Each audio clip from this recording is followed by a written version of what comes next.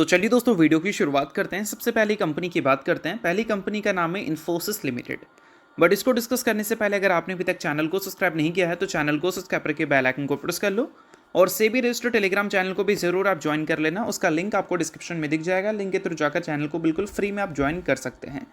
और एक डिस्क्लेमर भी है, जो भी न्यूज़ एंड अपडेट्स हम लोग कवर करेंगे वो सारी एजुकेशन पर्पज़ के लिए है, सीखने के लिए है। तो आप किसी भी तरह का इसको इन्वेस्टमेंट एडवाइस मत समझना, आप खुद से भी रिसर्च और एनालिसिस कर सकते हैं। तो चलिए दोस्तों वीडियो की शुरुआत करते हैं। सबसे पहले बात करते हैं इन्फोसिस से रिलेटेड कुछ इंपॉर्टेंट न्यूज़ एंड अपडेट्स के बारे में। आज के दिन इन्फोसिस का परफॉर्मेंस काफ़ी ज़्यादा गंदा था। गंदा रहने का सबसे बड़ा कारण है इन्फोसिस के अर्निंग्स, जिसके बारे में हम लोग बात करेंगे। बट इन्फोसिस आईटी सेक्टर की कोई छोटी कंपनी नहीं है, बहुत बड़ी दिग्गज कंपनी है। और इन्फोसिस का इतना बड़ा क्रैश पूरा का पूरा आईटी सेक्टर को आज के दिन ले डूबा है। क्योंकि निफ्टी आईटी इंडेक्स की अगर हम बात करें तो वही आपको 5.3% क्रैश होता हुआ दिखा है। और 2023 जून के लेवल से अगर देखोगे तो निफ्टी आईटी अब तक का लोवेस्ट लेवल पे है। पिछले एक हफ्ते में निफ्टी आईटी इंडेक्स 10% से ज़्यादा गिर चुकी है। ऑल टाइम हाई से 38% से भी ज़्यादा गिर चुकी है। और आज के दिन इन्फोसिस ने जो गिरावट दिखाई है उसके वजह से निफ्टी आईटी इंडेक्स का सेंटिमेंट तो काफ़ी बिगड़ा है ही। बट ये गिरावट में कंप्लीट क्रेडिट इन्फोसिस ही नहीं, एलटीआई माइंट्री भी लेगी, केपीआईटी टेक्नोलॉजीज भी लेगी और कोफोर जैसी कंपनीज भी लेगी। तो इस वजह से ये सारी चीज़ों को भी ध्यान में रखना है। बाकी निफ्टी 50 में 9 से लेकर 13% का वेटेज रखता है। और निफ्टी आईटी का इतना बड़ा क्रैश निफ्टी 50 को भी ले डूबा है, क्योंकि आज के दिन निफ्टी 50 में 1.25% तक की क्रैश हमें देखने को मिल रही है। और निफ्टी 50 इतना ज़्यादा गिरा है तो उस वजह से पूरा का पूरा मार्केट ही आज के दिन आपको ख़राब परफॉर्म करता हुआ दिखा है। कुछ ही कंपनी की परफॉर्मेंस अच्छी है।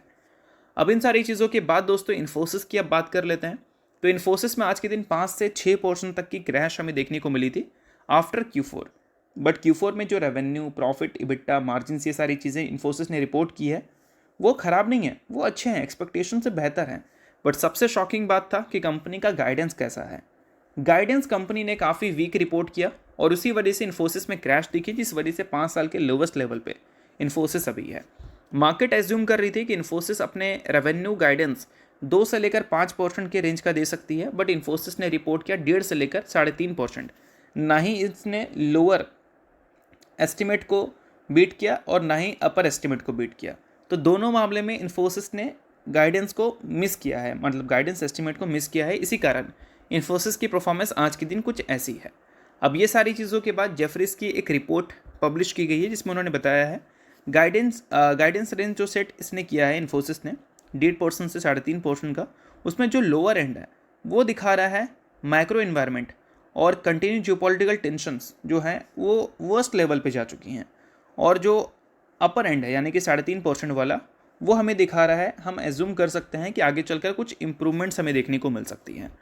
और अगर हम बात करें दोस्तों न्यू डील्स विन के बारे में Q4 में, तो $1.3 बिलियन का वो दिखा है, जो कि ईयर ऑन ईयर बेसिस पर अगर देखोगे तो 19% गिरता हुआ दिखा है। यानी कि परफॉर्मेंस किसी मामले में इन्फोसिस ने वैसी नहीं दिखाई है जिससे हम ये उम्मीद कर सकते हैं कि आने वाले कल में तो कंपनी तोड़ फोड़ वाले नंबर दिखा देगी। इसी वजह से इन्फोसिस की परफॉर्मेंस ऐसी है। अभी तो इन्फोसिस पिछले 6 महीने में देखोगे तो 30% से ज़्यादा गिर चुकी है। ऑल टाइम हाई से देखोगे तो 40% से भी ज़्यादा की गिरावट कंपनी में ऑलरेडी हमें देखने को मिल चुका है। और इस वजह से पिछले 5 साल के लोवेस्ट लेवल पे कंपनी का करंट वैल्यूएशन है। मतलब इस वैल्यूएशन पे कभी भी कंपनी पिछले 5 साल में दिखी नहीं थी।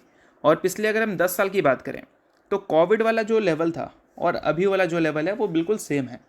अगर गिरावट कंटिन्यू रही तो कोविड वाले लेवल से भी इन्फोसिस का करंट लेवल नीचे चला जाएगा। यानी कि वैल्यूएशन वाइज कोविड के टाइम से इन्फोसिस अब ज़्यादा सस्ती मिलती हुई दिखेगी। और अगर हम इससे पहले कंपनी का सबसे वर्स्ट जो वैल्यूएशन था वो कब था उसकी बात करें तो वो हमें 2017 में देखने को मिली थी, जब कंपनी का प्राइस टू अर्निंग मल्टीपल्स 14.5 तक गया था और अभी 15.4 पे है। यानी कि अभी और उसके बीच का अगर गैप देखोगे तो बहुत ज़्यादा नहीं है। कुछ गिरावट और दिखी तो उस लेवल को भी ये इन्फोसिस तोड़ सकती है। तो ये सारी चीज़ों को ध्यान में रखना है कि वैल्यूएशन वाइज इन्फोसिस बहुत ज़्यादा नीचे जा चुकी है। तो बहुत बड़ी हम उम्मीद नहीं कर सकते कि इन्फोसिस में और यहाँ से नेक्स्ट लेवल गिरावट होगी। चीज़ें बेहतर होगी तो इन्फोसिस में एक रिकवरी पोटेंशियल हमें देखने को मिल सकता है। बाकी चीज़ें सिर्फ एजुकेशन पर्पज़ के लिए हैं, इस चीज़ को भी ध्यान में रखना।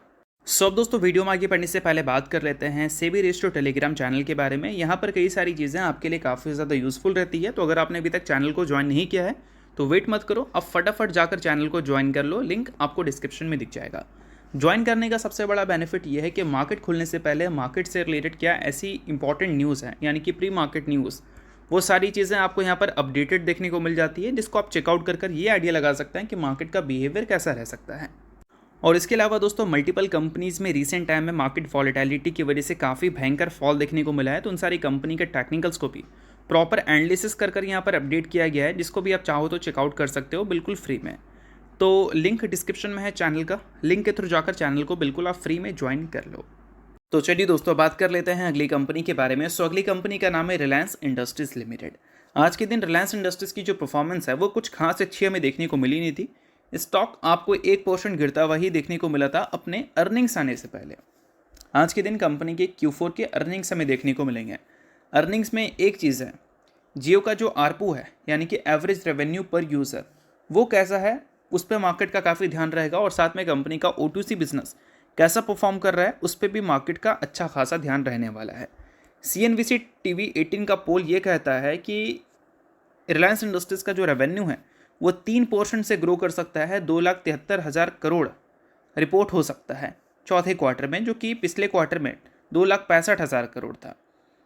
ऑयल टू केमिकल और ऑयल एंड गैस सेगमेंट जो है वो कंपनी के लिए एक की सेगमेंट है जिसमें मार्केट का सबसे ज़्यादा ध्यान रहने वाला है, क्योंकि मार्केट उम्मीद कर रही है इसमें वीकनेस देखने को मिल सकती है ग्लोबल एनर्जी मार्केट के डिस्ट्रप्शन की वजह से।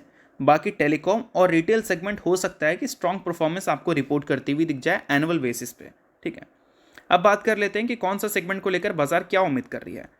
जियो की बात करें तो जियो को लेकर मार्केट 3% रेवेन्यू ग्रोथ की उम्मीद कर रही है, EBITDA में भी ग्रोथ की उम्मीद है, और EBITDA मार्जिन अनचेंज रहता हुआ नजर आ सकता है। ये एक्सपेक्टेशन नोमोरा का है। अगर हम बात करें टेलीकॉम बिजनेस के बारे में तो ये काफ़ी स्ट्रॉन्ग परफॉर्मेंस रिपोर्ट कर सकता है, क्योंकि इसमें जियो का जो EBITDA है वो 14% से ग्रो कर सकता है ईयर ऑन ईयर बेसिस पे, और एवरेज रेवेन्यू पर यूज़र यानी कि आरपू जो है वो भी इंक्रीज़ हो सकती है, इस वजह से EBITDA भी इंक्रीज़ हो सकता है। और ऑयल एंड गैस बिजनेस की बात करें तो यहाँ पर EBITDA year on year basis पे 12% से गिर सकता है, और Q1Q बेसिस पे भी 7% से गिरता हुआ नज़र आ सकता है। और ऑयल टू केमिकल की बात करें तो यहाँ पर जो परफॉर्मेंस है वो ऑलरेडी वीक वाली है, मतलब ग्लोबल एनर्जी डिस्ट्रप्शन की वजह से एक्सपेक्टेशन ऑलरेडी वीक वाली है, तो एक्सपेक्टेड है कि यहाँ पर भी कंपनी की परफॉर्मेंस कुछ खास अच्छी हमें देखने को मिलेगी नहीं। और अल्टीमेटली जो पूरा EBITDA है रिलायंस इंडस्ट्रीज़ का, उसको लेकर बाजार ये उम्मीद कर रही है कि 3% से डिक्लाइन हमें देखने को मिल सकता है रिलायंस के EBITDA में। बाकी रिलायंस के जब Q4 के अर्निंग्स आएंगे तो उसका वीडियो तो मैं आपको बनाकर दे ही दूंगा, बट अभी ये सारी चीज़ें मैं बता दे रहा हूँ आपको, ताकि जब अर्निंग्स कंपनी के आएँ तो अर्निंग्स देकर आप समझ जाओ कि ये मार्केट के हिसाब किताब के हैं या नहीं, अच्छे हैं या फिर ख़राब हैं। और दोस्तों अगर मार्जिन्स की बात करें तो ऑपरेटिंग प्रॉफिट मार्जिन पिछले क्वार्टर में 17.4% था, बट इस बार मार्केट उम्मीद कर रही है लगभग 16.3% रिपोर्ट हो सकता है, और नेट प्रॉफिट 5% से गिरकर 17,715 करोड़ रिपोर्ट हो सकता है, जो कि पिछले बार के मुकाबले 5% कम होगा। ये मार्केट का असम्पशन है। बाकी अब देखते हैं कि रिलायंस इंडस्ट्रीज जब नंबर रिपोर्ट करेगी वो नंबर अकॉर्डिंग टू एस्टिमेट आते हैं या फिर एस्टिमेट से ख़राब देखने को मिलते हैं। अब बात कर लेते हैं अगली कंपनी के बारे में, जिसका नाम है दोस्तों ट्रेंट। हाल ही में दोस्तों ट्रेंट ने अपने Q4 के अर्निंग्स को रिपोर्ट किया था, जिसके साथ 6 रुपये पर इक्विटी शेयर के हिसाब से कंपनी ने डिविडेंड दिया था, और 1:2 के रेशियो के हिसाब से कंपनी ने बोनस की भी अनाउंसमेंट की थी, जिसमें कंपनी ने हर 2 इक्विटी शेयर के बदले 1 इक्विटी शेयर देने का फैसला किया था बोनस के तौर पर। सो अगर आप इस कंपनी के इन्वेस्टर हैं तो बेशक इस न्यूज़ को आप नोट कर सकते हैं, इन्वेस्टर नहीं आप इग्नोर कर सकते हैं, न्यूज़ थी इस वजह से मैंने बता दिया, बाकी ये किसी भी तरह का रिकमेंडेशन नहीं है। तो होप करता हूँ ये वीडियो आपको अच्छा लगा होगा, लाइक कीजिए, पहली बार सब्सक्राइब कीजिए, वीडियो के लिए बहुत बहुत शुक्रिया।